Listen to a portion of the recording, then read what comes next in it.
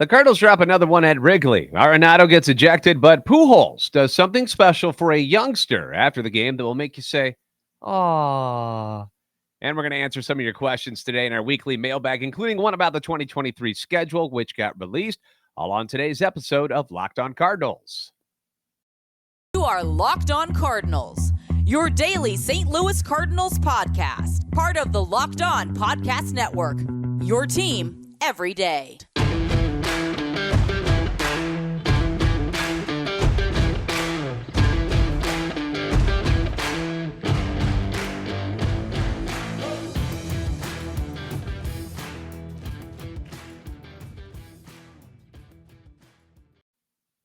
Hey there, Cardinal fans. I'm JD Haffern. I'm a national radio sports anchor, born and raised in the Lou, lifetime Cardinals fan, and I'm your host for Locked On Cardinals, part of the Locked On Podcast Network, covering your team every day. You can follow me on Twitter at JD Sports Radio. You can follow the podcast on Twitter as well at LO_Cardinals.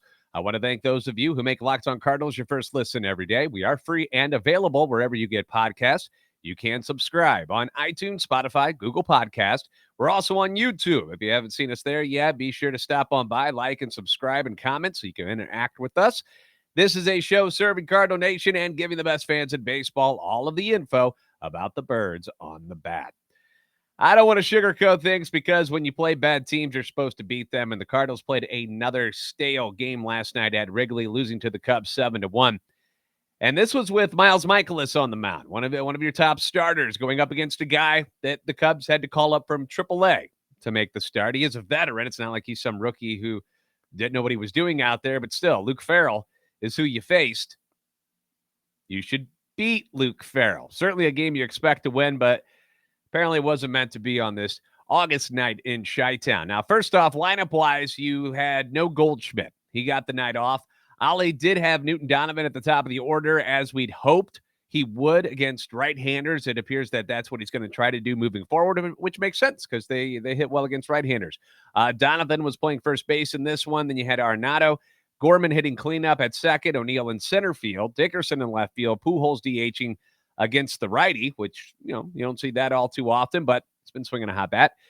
Molina behind the plate, Edman at shortstop. So Ollie moving people around, trying to get as many lefties as he can in the lineup, also resting Goldie, Carlson, DeYoung. So no issues here. You got to rest your guys. All right, so top of the second we go. Corey Dickerson gets his fifth consecutive hit. He gets a double, gets stranded in the bottom of the inning, and this is when Mikolas hits his first bump in the road. Leadoff single, then a walk, then another single. So just like that, bases are loaded. Nobody's out. That's not good. Never ideal. You need a double play ball here. Mikolas does get the ground ball, but unfortunately, it wasn't hit very hard. It was into the hole between short and third. So Edman, who was there playing shortstop, had to go to his right. Goes and gets it. Gets the force out at second, but a run scores 1-0. Then Velazquez works a full count, gets a hanging slider over the heart of the plate, drives it over Dickerson's head in left field for a double. Would Tyler O'Neill have had that ball if he had been in left field instead of center field? Maybe. But Miles missed his spot. Plain and simple on this one. Over the heart of the plate, gets burned. Run scores 2-0. Next guy is McKinstry, who's been like a thorn in the side. I feel like his name has popped up this whole series. Fouls off 4 in a row, tough at bat before he grounds out to Gorman at second. Another run scores. Now it's 3-0. Top of the third we go, and here's where things got heated. With 2-1 and 2 out, Arenado comes up to the plate. He's got a chance to get the team back in the game. All right. He works a full count, 7 pitches, and Farrell throws a fastball low and away. Nolan check swings on it. But the home plate umpire rings him up, says he swung. It's out number 3. Nolan Arenado does not like this. Not one bit. And in situations like this, you normally would see the home plate umpire ask the first base ump for some help. That's what they do. They point down there and they're like, "Hey, did he go?" Yes, no. That's how you figure it out.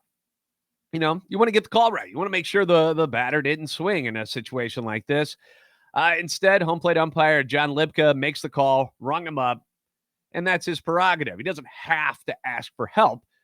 But knowing the gravity of the moment in the game and feeling it didn't swing, Arenado protests. And, he gets pretty demonstrative, is a good way to say it. Kind of like flexes in anger. And a couple of times you hear him yelling, no, no, no. And he's like flexing and he's worked up. And perhaps he said something else, but the mics didn't pick that up. And he turns away from the umpire, starts to take his helmet off as if the situation is over. And after a brief, and I timed this out actually, a brief 4-second encounter with the umpire there, where Nolan says no and then starts to take his helmet off. Only 4 seconds goes by there. And again, I don't know if he said something harsh in there, but Lipka says, okay, and ejects him, throws him out. And he does it while he's smiling, which irked a lot of people. Ollie comes out and is like, what the hell? That's a quick friggin' trigger. You can read his lips, but he doesn't say friggin'. He says the real word. And I know the rule is you can't argue balls and strikes, and we know how fiery Arenado gets because he's a highly competitive guy. It's one of the reasons why we love him. Good or bad, no matter what the situation is, if he does something good or bad, he shows emotion a lot. You've seen him round the bases after a big hit or a home run. He's like, and he fist pumps. Or when he does something bad and he gets all worked up on himself and he's got to calm down. But to me, this was a situation that seemed like it was over and done with, didn't it? And again, 4 seconds is all it took.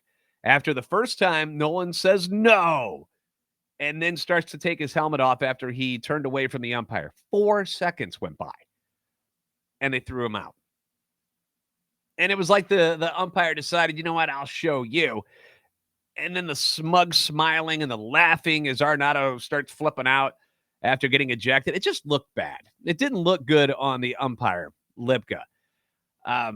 It seemed like more of a power move instead of a baseball thing, like Arenado had done something so bad, called him a bad name or something. It didn't seem like that. It seemed like it was like a power move to be like, oh, you're going to talk to me? All right, boom, you're out of here. And that's not why people are supposed to be ejected from the baseball games. That's not why that's there. So it rubbed me and a lot of other fans the wrong way. And the sad part is no one was right. Replay confirmed he did indeed hold up. And if Lipka had just taken his head out of his butt and done the smart thing and asked for help from the first base umpire, which is what normally happens, all of this is avoided in the first place. After the game, Nolan said this about the call and ejection. I'm not always right, but I feel like I was right there. And I knew I was because I didn't go around at all. He saw it different. I thought he did for sure. I thought he had a quick hook. You could definitely say I overreacted, and at the moment I probably shouldn't, especially in the third inning and a lot of ball game left. But like I said, I knew I didn't go around, and I was really upset about it. That's why I was so mad. I worked an at bat. There was a man on first and second. It would have been bases loaded with Gorman coming up. It was a tough at bat, and I feel like I did a good job, and I won that at bat as far as getting on base and doing my job. He saw it otherwise. My temper was quick there, but I don't know how else to explain it other than I know I didn't go around. Again, replay shows that he did not. Manager Ali Marmol asked about it after the game, discussed the ejection as well. The reality is John's behind the plate. He's a really good umpire, and he does a nice job back there the whole way around, consistent and fair. Tonight wasn't handled correctly at all. One, I think he got the call wrong, and he should have checked. Two, that should have been handled completely different with Nolan. There was no reason for an ejection. It impacted the game in the moment, and it impacted the rest of the game with not having one of your best players in the field. Arenado's 7th career ejection, 2nd of the season, and he came into Wednesday, on fire, hitting .349, 7 bombs, 9 doubles, 22 ribbies in 21 games in August. So to lose him and already not have Goldschmidt in the lineup, plus you're down 3 runs already, that's a big hole to climb out of. So, we'll tell you what they did next. We'll continue breaking down the game and tell you what Albert Pujols did last night that almost had a child in tears, but tears of joy. They were happy tears. We'll do that next on Locked On Cardinals. Now, let me bring up a situation to you. You're hanging out with some friends. You're putting back a few drinks. Say you're watching the game last night. You're having a couple brewskis, and you're getting angry about Arenado getting thrown out. And so you order another round, and a few becomes a few too many. Now, as the evening comes to an end and people start to head out, you think of calling for a ride. But you live nearby. Not a big deal, right? You can make it home. What are the odds you're going to get pulled over anyway? And even so, what's the worst that could happen? Your insurance goes up. You lose your license. Well, that's not good. You lose your job, that's even worse. Total the car, whoa. Worst case scenario, you hurt yourself, you kill someone. You don't want that. Everyone knows about the risks of driving drunk. The results are tragic and often deadly. However, that still doesn't stop everyone from getting behind the wheel while under the influence. That's why police officers are out there right now looking for impaired drivers on our roads to save lives. So if you think you're okay to drive after a few drinks, do yourself a favor, and everyone else, think again, play it safe, and plan ahead to get a ride. It only takes one mistake to change your life or someone else's forever. Drive sober or get pulled over.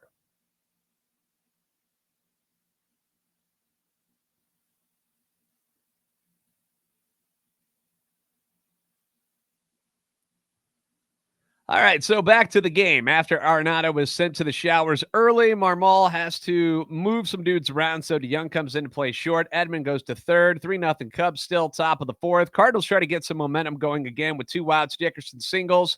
6 hits in a row now for Dickerson. You'll notice a theme here with his at-bats. Then Pujols doubles down the line and left, but Yachty grounds out on the first pitch. Inning over. Yachty looks bad, y'all. Yachty looks awful at the plate. His bat looks slow.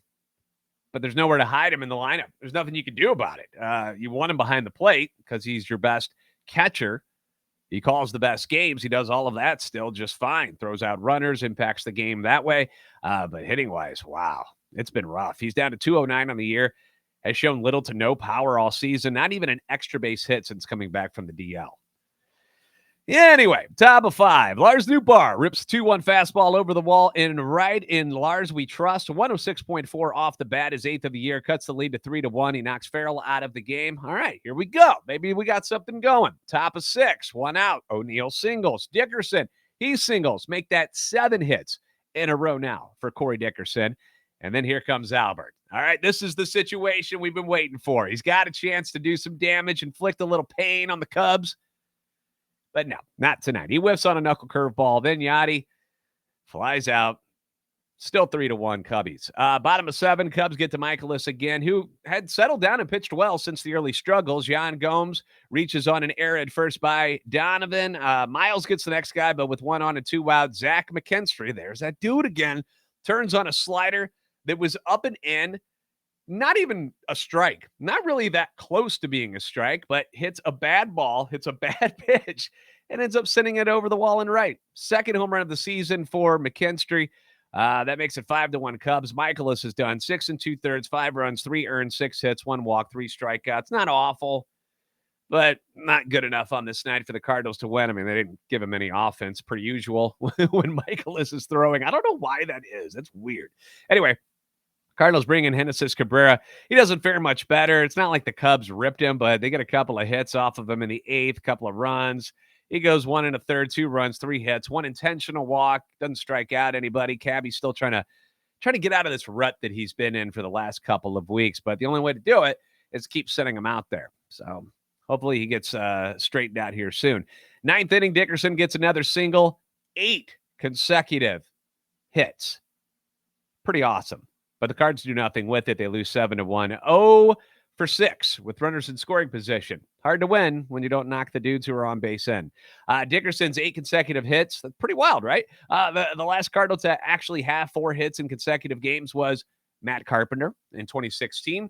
The last to do at Wrigley Field was my man, Ozzie Smith, way back 1983 on that one. The team record is 3 consecutive 4-hit games by Stan the Man Musial in 1946. Dickerson's hitting .452 in August and has his overall average up to .268 on the season. Again, give credit to him. He's been taking good at-bats, and he's swinging hard, and he's putting the ball in play and making things happen. So he's one of the guys that is actually hitting in the outfield right now, so you got to keep him in the lineup. In fact, he's in today's lineup. Again, let's see. He is batting cleanup today behind Goldschmidt. So, Ollie going with the hot hand, and you can't blame him. I mean, he's got a hot bat right now. So, downer of a game, but afterwards, we do have a silver lining here, Cardinal fans. Afterwards, there was a really cool moment behind the Cardinals dugout. So I saw this on Twitter following the game. The account where this was posted is at BobbySTL1936, and it shows a kid and it's a video. He's wearing a Molina jersey t-shirt, and he's holding up a little sign that says, Albert, can we trade jerseys? Go Cardinals. And I'm not sure if Albert spotted him or someone pointed it out to him after the game, but lo and behold, Albert walks over after the game, peels off his game jersey, slides it under the protective netting behind the dugout, and gives it to the youngster. And the look of shock and happiness on that kid's face, absolutely priceless. He's just like, what just happened? You can hear what I'm assuming is his dad, who's running the camera there, like, this is happening, Albert, thank you. And just a cool moment, man, despite the fact that in the background you can hear that awful Go Cubs Go song. Barf. What an awesome sight to see someone of Albert's stature to do something like that. And the boy's name, which in later posts you can read by the same account, his name is Cooper. And he put the jersey on as he exited Wrigley last night. And it's hilarious because he's a young kid and it's like a nightgown on him. So just a cool moment, cool photos. So if you get a chance, go see that. I retweeted it under the Locked On Cardinals Twitter account. So if you're following, which again, I don't know, there's not, we're like at 600 and something followers on there, which seems oddly low considering how many Cardinal fans are out there. So if you would, and you're a Twitter person, at LO_Cardinals on Twitter, come follow along. We have a good time on there, but you can see those photos for you. But it made me think, if you could have any Cardinals player jersey who's currently on the team besides Albert's, because a lot of people are going to want that one, who would you want? You can leave your answer in the comment section below or get at us on Twitter at LO_Cardinals. Obviously, there's a ton to choose from. Yachty would be a good one. Wainwright, Arenado, Goldie. Some of the younger guys, Gorman, that'd be a cool one. I'm a big Tyler O'Neill fan. You guys know this. So he'd be an awesome one to have as well. But let me know what you guys would want down there. And if there's some old ones that you would want, maybe the Willie McGee one. Willie McGee, obviously still on the coaching staff. That'd be a cool one to have.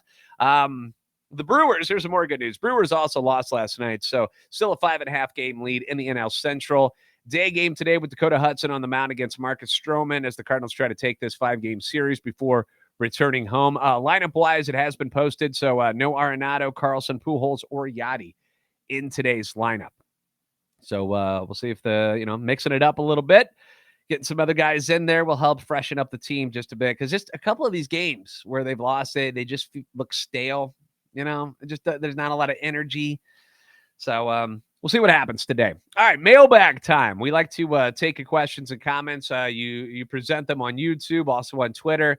And I like to go through some of them and answer a few of them each week. A lot of times I'm already answering them. I'm typing back to you guys. I'm all about the interaction on these platforms. So feel free to comment and send stuff in at any time. It's really cool. I appreciate it. So let's start with this one. Ryan Graber on YouTube.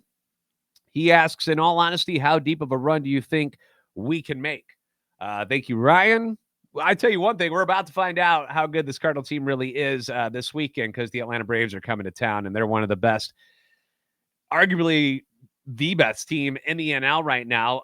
Top teams, obviously you got the Dodgers out in the West. I mean, how good is that team? They lose Walker Buehler, who would be a number one ace on almost every team in the league. They lose him for the year. Clayton Kershaw has been dealing with injuries again this year, and they don't even flinch. They're 86-37 on the year. Had a subpar June for them at 14-12, and they went 21-5 in July and are 18-4 in August so far. They're stacked. They're loaded. Mookie Betts, Freddie Freeman, Trey Turner. Trey Turner, if there's somebody who's going to give Goldie a run for his money on the MVP, a name that I don't see a lot of people talking about is Trey Turner, and I don't know why.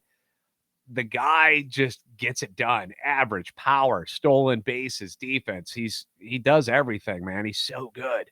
The New York Mets, they lead the East 79-46, but they've lost 6 of their last 10. DeGrom and Scherzer, not a better duo at the top of a rotation in baseball, in my opinion. You've got Diaz, who's been fantastic in the closer role. I was actually talking to a Mets guy over the weekend, and his biggest concern, he says, for the team is the bullpen.